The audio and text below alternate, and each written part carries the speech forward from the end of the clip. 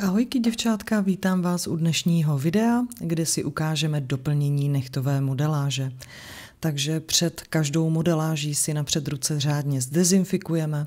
Na každou ruku by mělo přijít zhruba 3 ml dezinfekce a dobře vmasírovat do pokožky.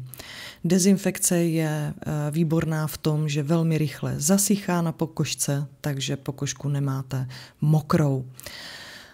Já jsem si na tuto zákaznici vzala karbidovou frézku s černým označením. Tato karbidová frézka je velmi hrubá, tudíž ta stará modeláž s ní jde krásně opracovat.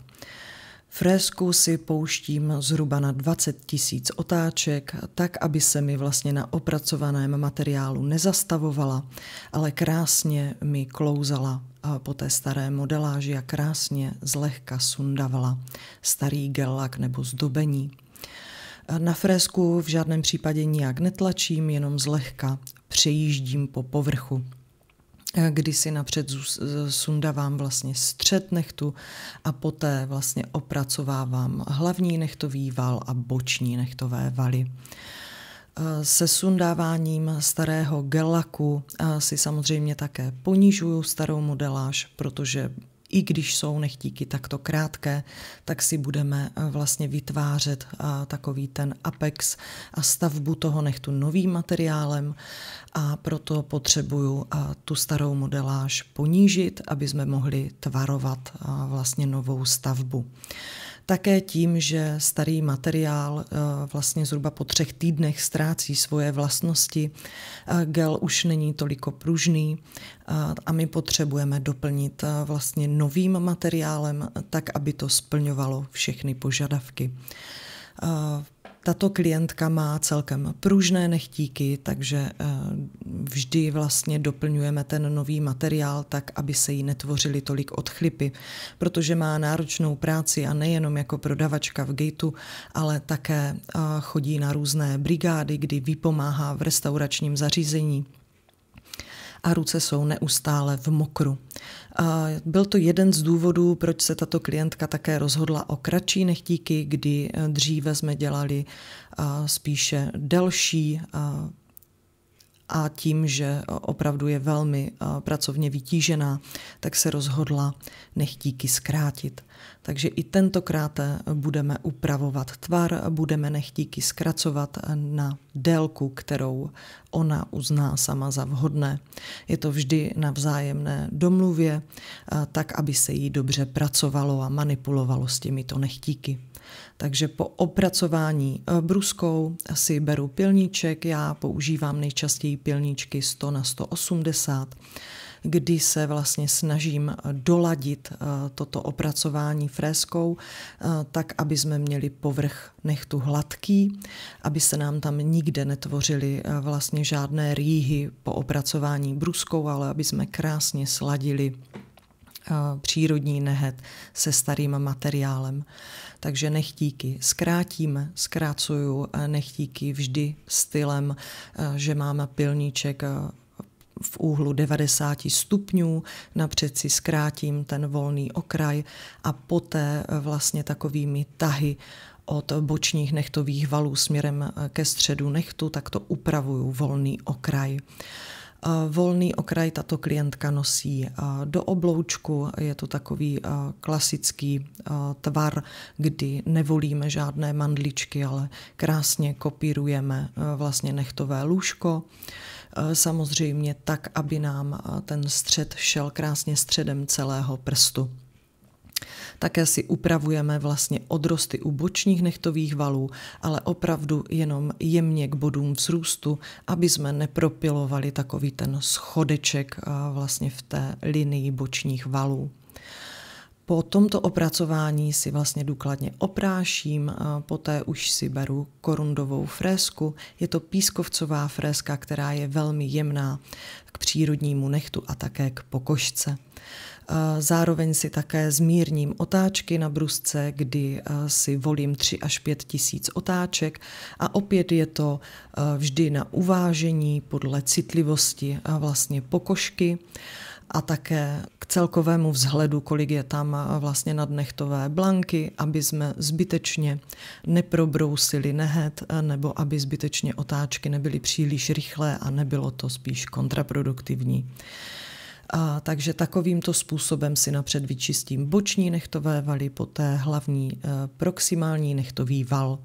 Korundová fréska je skvělá v tom, že pokud opracováváte vlastně okolí nechtového valu, tak vám krásně nazvedne kůžičku a vy posléze vlastně těmito manikurními nůžkami můžete odstříhnout přebytečnou kůžičku, která samozřejmě se nám tam tvoří, roste, protože chrání přírodní nehet a kořen nehtu.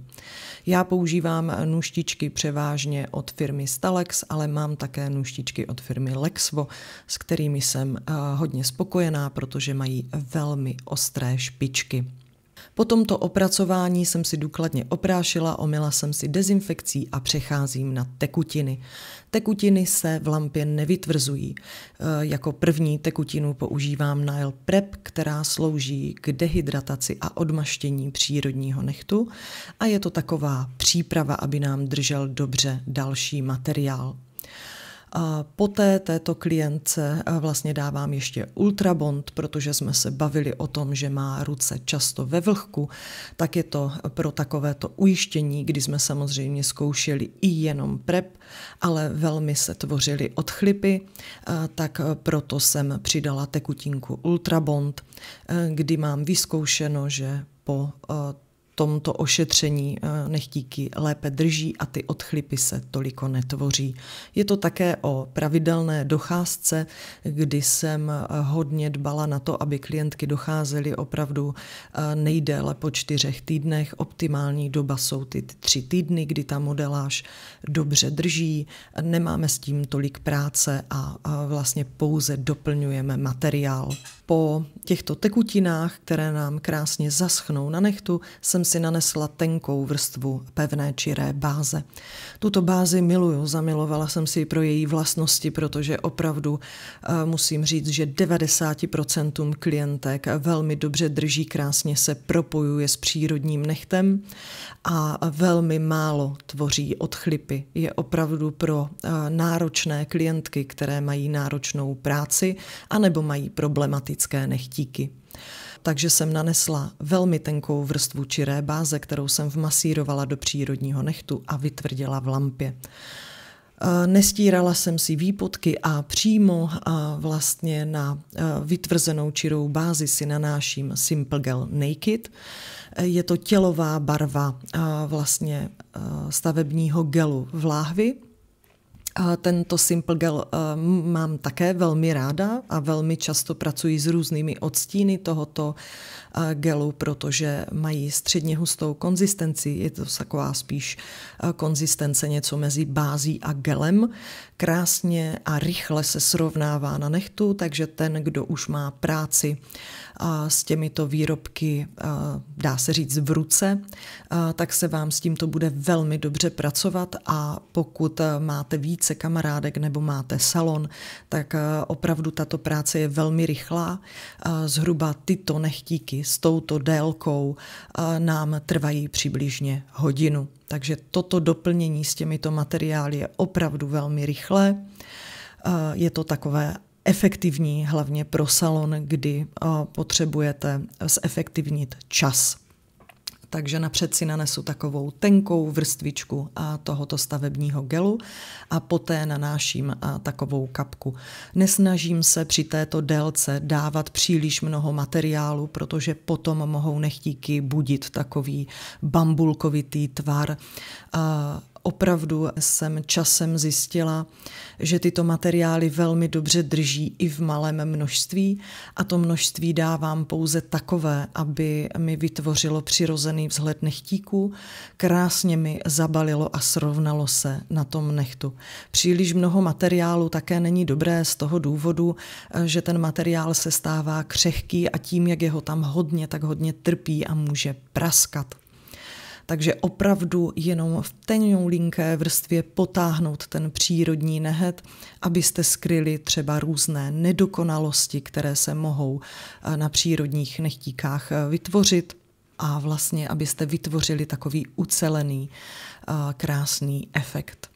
S touto klientkou jsem se domluvila na zdobení, které je takové netradiční a které jsme prováděli i s členkama na Discordu. A toto zdobení se mi moc líbí, je to takové velmi jednoduché a hezké zdobení a myslím si, že i pro tyto letní dny je to taková výzva pro něco úplně jiného.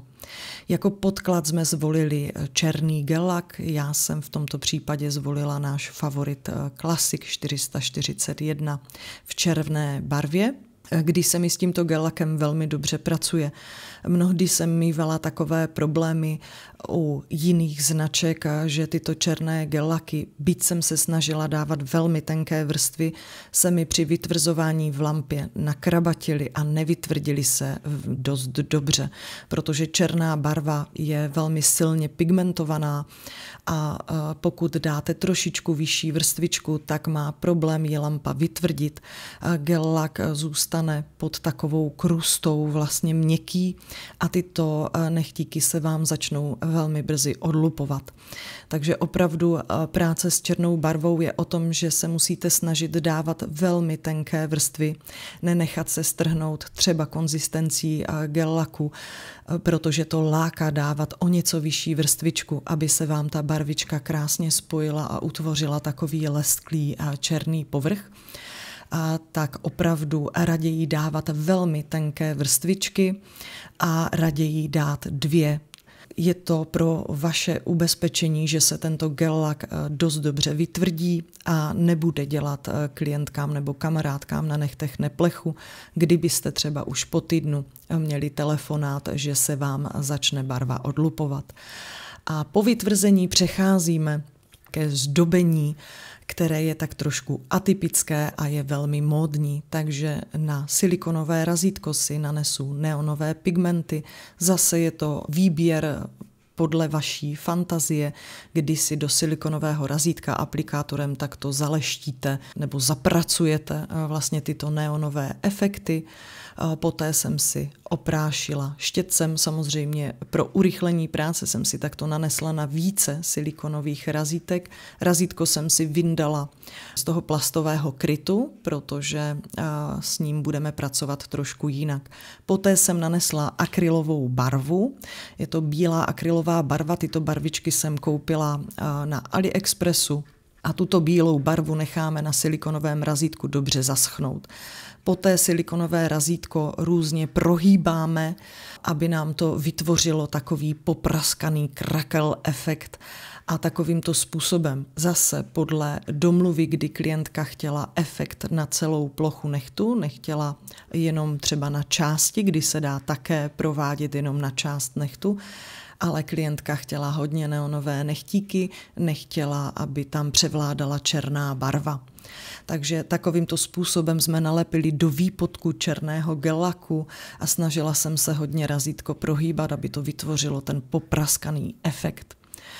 A poté jsem si, což ve videu jste neviděli, trošku bufferem upravila volný okraj, aby tam nezůstávaly přebytky barvy nebo pigmentu, aby se nám pigment neodlupoval a poté už vlastně nanáším náš top tekuté sklo. Tento top tekuté sklo dávám v takové střední vrstvičce, právě proto, že jsme nanášeli vlastně tady tu akrylovou barvu s pigmentem a mohlo by nám to tvořit takové hrbolky ve zdobení, tak jsem se snažila dávat takovou střední vrstvu tohoto topu, abych krásně vlastně zabalila celý ten povrch toho nechtu a vytvořilo nám to takový ten jednolitý, slitý efekt a netvořilo nám to nikde hrbolky na modeláži. Po vytvrzení jsem si prsty ještě omyla, jak vidíte, opět dezinfekcí, abych odstranila ještě přebytečnou barvu z pigmentu. Poté jsme dali olejček a u této klientky jsem prováděla ještě masáž rukou. A to je ode mě pro dnešek všechno. Pokud se vám moje video a tento efekt líbily, budu ráda za vaše sdílení, lajky a komentáře a já vám přeju krásnou odpočinkovou prázdninovou neděli. Zatím papa.